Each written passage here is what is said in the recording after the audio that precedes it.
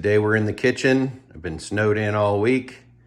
Been having a great time making projects for you guys. So I've wanted to do this one for a long time. This is called penny stoves. Obviously this is one right here and it has a penny in the middle. That's why it's called a penny stove. Anyway, it also because they only cost pennies to make, but there's different styles. This is the open style version with an inner liner, and you don't have to prime it, but I'll get into that. So the tools we're gonna need, pretty simple. So let's make some penny stoves.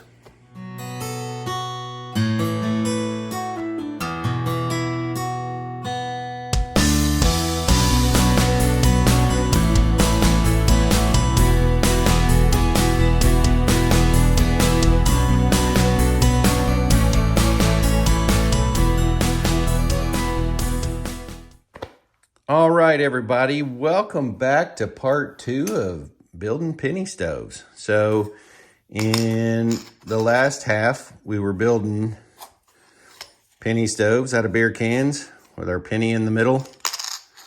And so we showed you how to do that. I'll put a link down below in the description for that one. So today we're gonna make this style penny stove. They are slightly different. Obviously, you can see that you just fill this one from the top. You just light it and off it goes.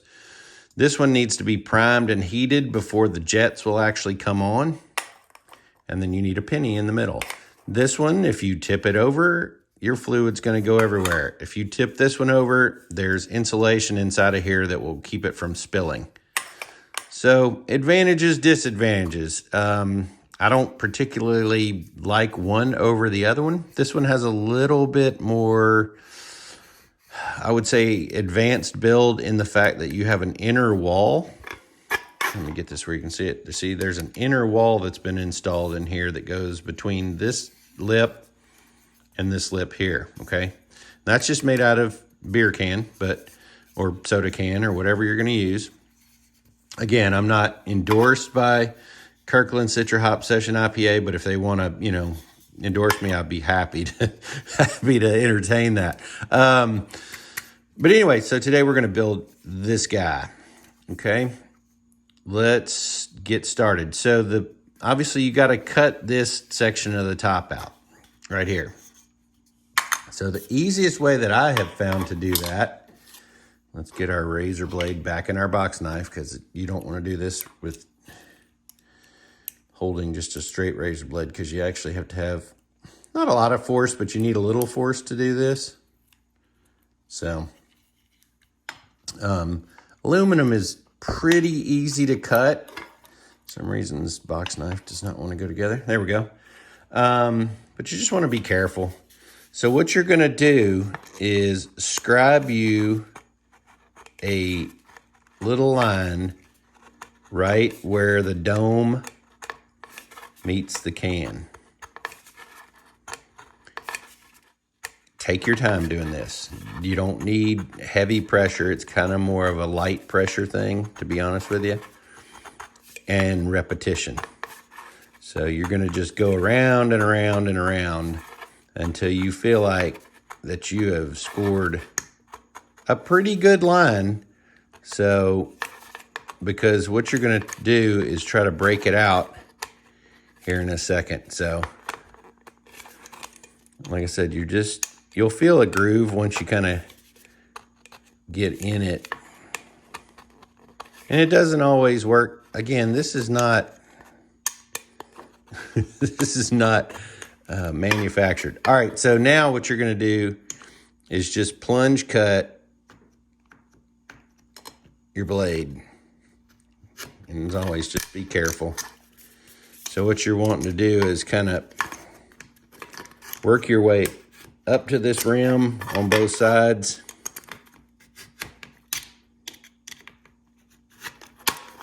And you're going to do it this way too.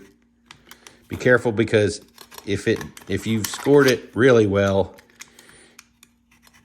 it can just go ahead and pop out on you, and you could cut yourself. So just be careful. As always, we're working with aluminum and box knives. All right, so that's pretty good for now. And now Actually, I cut this one a little bit more, possibly. Get a little closer to that edge. Because what I'm going to try to do is, oh, look, there it goes. Boop. Is you're going to try to pop that right on that edge. And if you've scored it pretty well, it should pop out. This one may not gotten scored quite enough. Sorry, I'm sure my camera angle isn't great on this, but I want to not waste a lot of your time. So, see how I did here. And it might be easier to get it from the bottom once I cut it. All right. Nope, there it goes. So you just kind of have to work it. It doesn't have to be perfect, but you kind of, your goal is to get a nice inner rim there. Perfect. All right.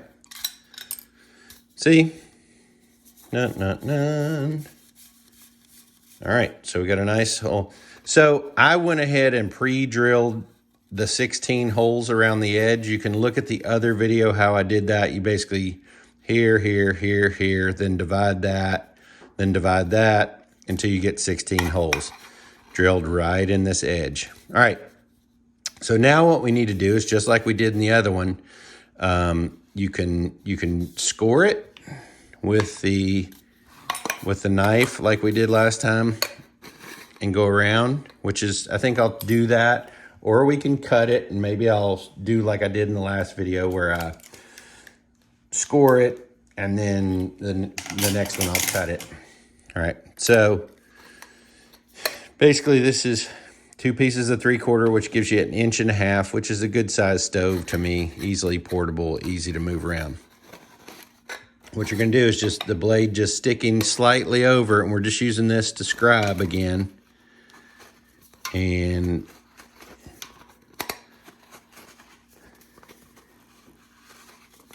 you're just going to rotate. You're not trying to cut it all in one pass. You're just trying to score it. And you'll feel it snag occasionally, and it's not perfect, obviously. Again, like I've said before, we're supposed to be having fun.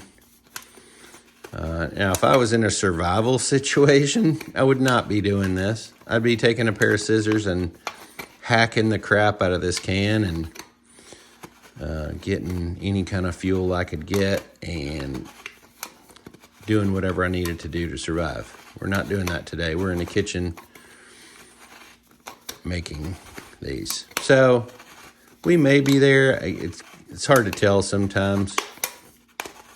But if it doesn't, I can always just follow this line. So you can see I've just perforated a good line all the way around it. And sometimes you can pop right through it, sometimes you can't. But I'm also going to score up here too because I need this piece of aluminum. And I actually scored one in the other video, but we're going to do it on here again.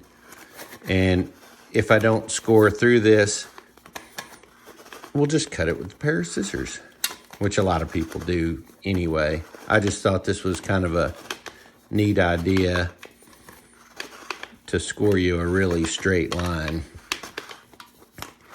And if I were just sitting here not making a video and we're being more patient, I would just go ahead and score the whole thing anyway and not worry about it. So you can see, puts a nice line there, nice line there. These cans aren't the thickest cans. They're probably average. There's different manufacturers that have thicker cans. I don't know if it's better to have a thicker or a thinner can. It seems like to me, probably thinner is better. Oh man, this one's ready to go, I think.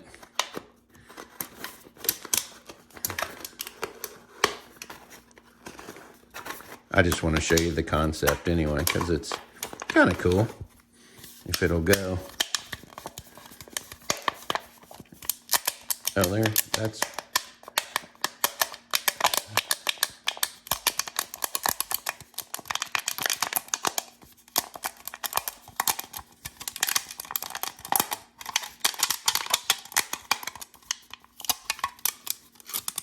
Ta-da. And then same thing is what we're trying to do over here, but I may just, unless this one just pops. Oh, it may be getting ready to go.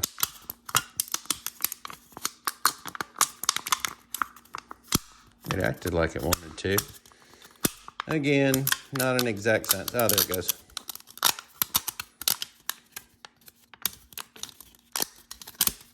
All right.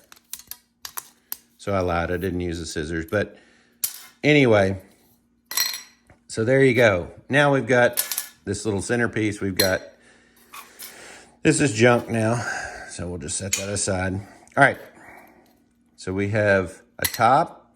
Now we need a bottom, and this is gonna be our inner ring, but we'll have to cut this.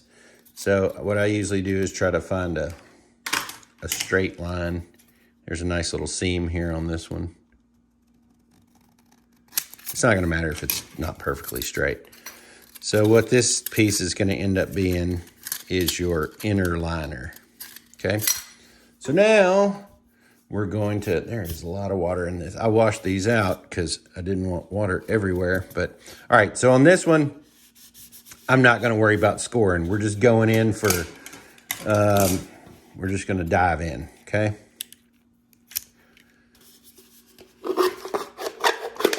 All right, so get in there. Any pair of scissors will work. It's aluminum, it's thin. All right.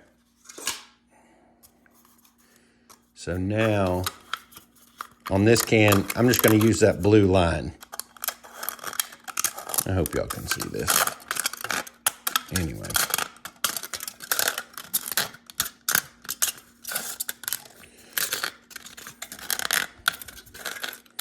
Like I said, some people are going to go, dude, why did you bother using all that razor blade time when you could just have done that? And I agree with you. If I was just doing this rapid fire, that's exactly what I'd do. So boom, it's close enough. So we got a can, an inner wall, and an outer wall. So the easiest way to do this, I think, is to take this piece and set it in here and figure out, so did you see what we got here? Got an inner wall and an outer wall. So once I you just want to let it sit in this ridge right here, okay? So that's pretty close. Let's see. Yeah, that's not bad. That could be a little tighter. All right, so that's close enough. So this is where your Sharpie comes in.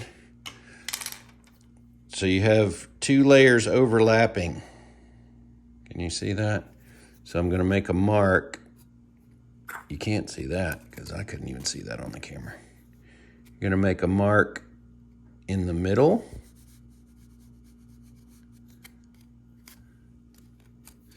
And we're just gonna go straight across.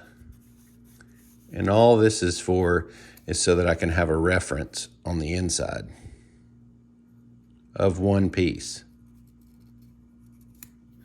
All right. So now, I'm sorry, I know I'm messing this up. All right, so basically all you're doing is you're gonna make a very simple joint.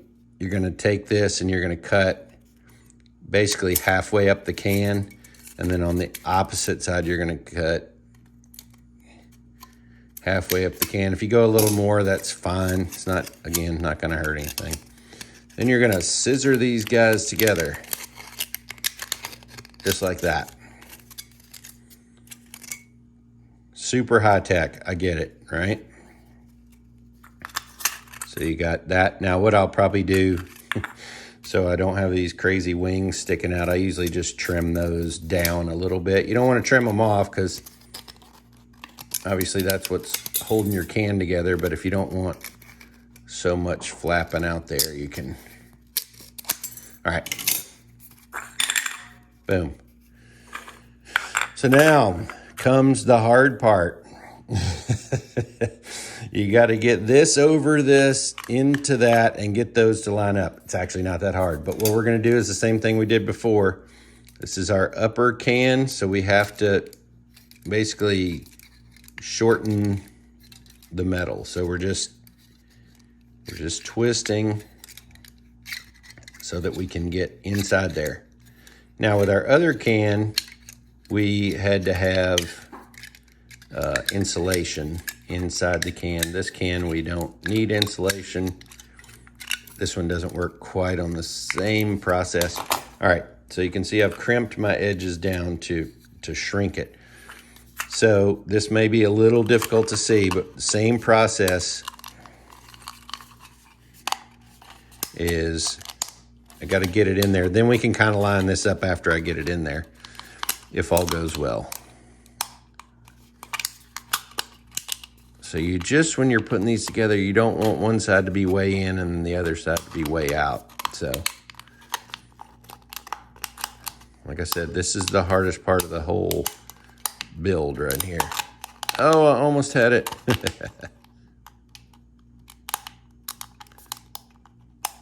There we go. All right. So now, as you're pushing your two cans together, you got to watch this inner liner because it has to stay underneath this lip. And so far, so good.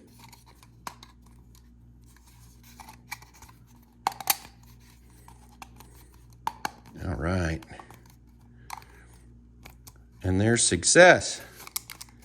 All right, so we got our inner liner in there. And then some people say you know what? Well, I don't know that you need to do it. Some people say, I think we can get this one still apart. Maybe. Hold on, I don't want to destroy it. Might be too hard to get apart now, and I don't want to ruin it. So some people say you need to cut notches underneath down here. In my experience, the fuel gets in there on its own.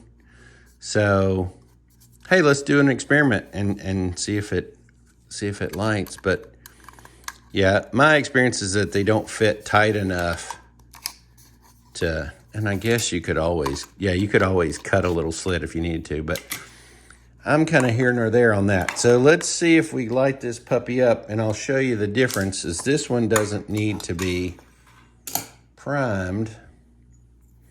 This one, you just put some I'm not gonna put a ton in there.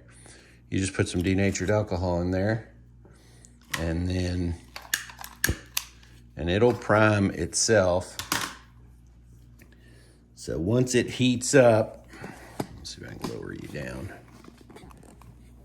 And you can kind of hear it going.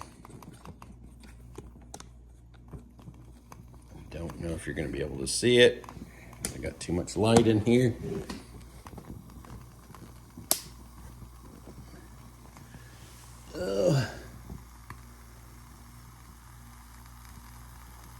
No. Let me come back and I'll lower the lights and I'll show you. You can't see it. Hold on. All right. I hope you can see that it's not, the stuff burns so clean, but that's got a great flame pattern. So what we're gonna do is I'm going to drop my little homemade, oh man, what a nice blue flame. And I'm gonna get a cup of water and we're gonna put it on there and see how quickly it'll boil a cup of water. Be right back. All right, so here we go. Cup of water on my basically free stand that I made. So while we're waiting that, we're gonna do this in real time. So it's, we've just put it on, the timer's running.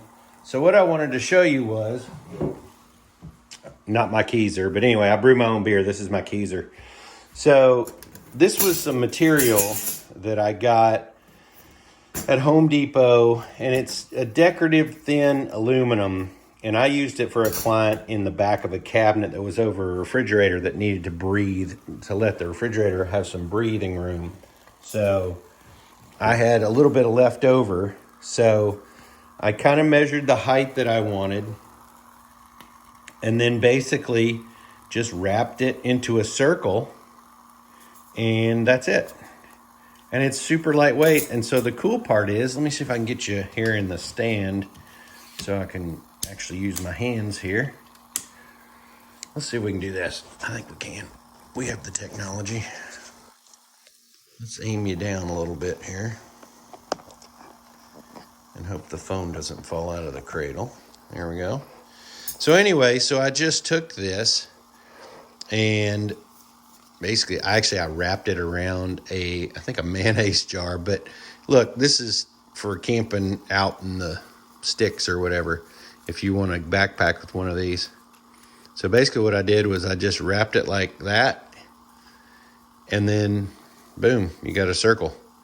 And I don't know what I did with it. I cut some little pieces that you could just stick through here and it would hold it together. But the other thing you could do is if you just took it and literally bound it up, boom. There you go. It's good.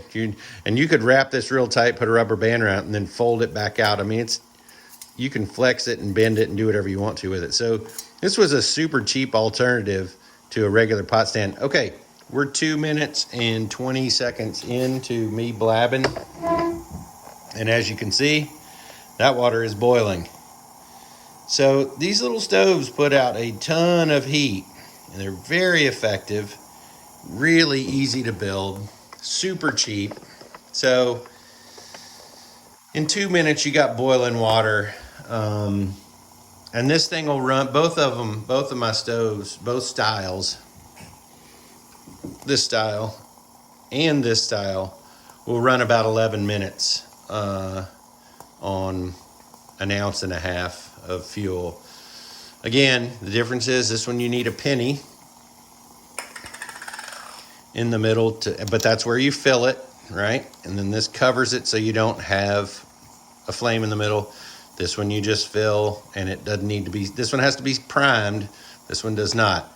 So I don't really know which one I prefer. I think they're both fantastic. They both will boil water. They're easy to make. I hope this helps everybody. If you have any questions, please put it in the comments below. You can see that nice blue flame. Man, that thing puts off some heat. These would also make a great emergency heater. Look at that. As soon as you put it back on, it's boiling. But I mean, the amount of heat that these things throw off is immense, and they're tiny. I mean, you put this anywhere and you can make them.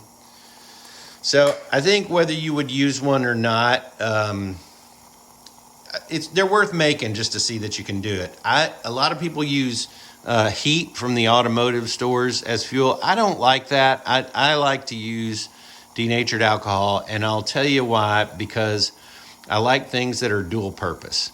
Okay, there's our flame still going. I like things that are dual purpose because hey, look, pot stand. I use that to clean windows. I use denatured alcohol to start, like if I'm doing a little fire out back in my little fire pit, I'll take one of these spray bottles with denatured alcohol, spray it on there, soaks right into the wood, lights it up. So I like things that have more than one purpose. It's got to be a dual purpose for me. But you can use anything you want in these. They'll burn just about anything, but this stuff burns so clean. There's no odor. It doesn't put off soot. In fact, probably can't see the bottom of this pan, but look, I mean, it's perfect. There is no charring, no nothing, because it's a nice blue flame. And boy, you hear it as soon as it hits that heat. So I'm going to come back with one quick message, and then we're out of here. All right. Hey, guys, thanks for watching. I really appreciate you watching the channel and watching these videos. I've gotten a lot of comments on the survival videos with the fire starters and how I make wax fire starters and using fat wood and all the different stuff. So I appreciate that. My channel does a little bit of everything, so we're kind of all over the board. But thanks for watching these penny stove videos. I hope you enjoyed them. Go build yourself one. They're super fun. They're easy to build, and they really are a functional piece of equipment. You could take these camping. They're great for emergency heat, whatever. Please think about subscribing to the channel. Like I said earlier, about 93% of my views are non-subscribers, so it doesn't cost you anything. If you like what I do, please give it a thumbs up and click that bell. I really appreciate it. I'm not doing this to make money. That was never my intention with these videos. It's always been to have fun. And I love doing them. They are very much fun to me. So if you have any other ideas of things you want to see me do, whether it's outdoorsy stuff, survival building stuff, whatever, it doesn't matter. I do all kinds of stuff. If you go back through my channel, there's a million different things I'm doing on there. So I appreciate you guys. Thanks for watching. Don't forget to subscribe, hit that bell, and we'll see you next time. And as my pops used to say, you can't soar with eagles if you hang out with turkeys. Y'all have a great day. Bye-bye.